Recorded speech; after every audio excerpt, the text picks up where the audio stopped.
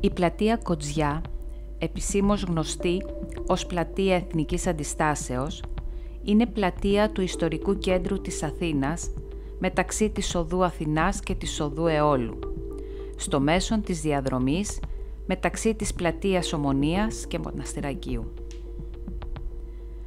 Επί της συγκεκριμένης πλατείας βρίσκονται μεταξύ άλλων το Δημαρχείο Αθηνών και η Εθνική Τράπεζα της Ελλάδος. Η πλατεία Κοτζιά είναι ιταλικού τύπου πλατεία, συνορεύουσα με 4 οδούς, την οδό Αθηνάς στα δυτικά, την οδό Αιώλου στα ανατολικά, την οδό Ευπόλυδο στα βόρεια και την οδό Κρατίνου στα νότια. Στο μέσον της πλατείας, οκταγωνικού σχήματος, συντριβάνει φιλοξενεί στο μέσον του γλυπτό υπό την ονομασία Θησέας, το οποίο αποτελεί έργο της καλλιτέχνηδας Σοφίας Βάρη.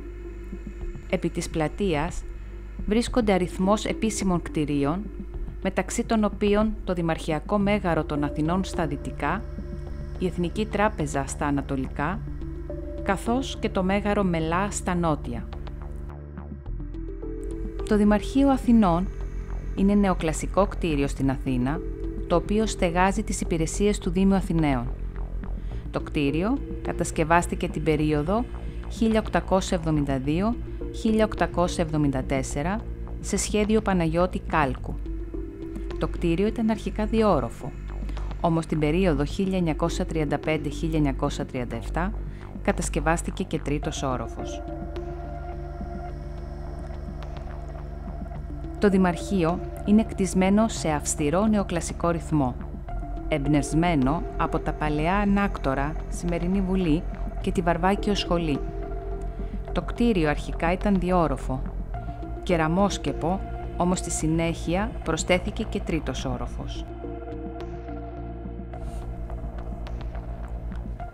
Το κτίριο υπέστη ανακατασκευές το 1901 επί Δημαρχίας Σπυρίδωνος Μερκούρη με επιδιορθώσεις του κτιρίου και προσθήκη διακοσμητικών στοιχείων. Η Δημοτική Αγορά Αθηνών, αναγερθήσα το 1878 και εγκαινιασμένη το 1886, βρίσκεται επίσης σε κοντινή απόσταση.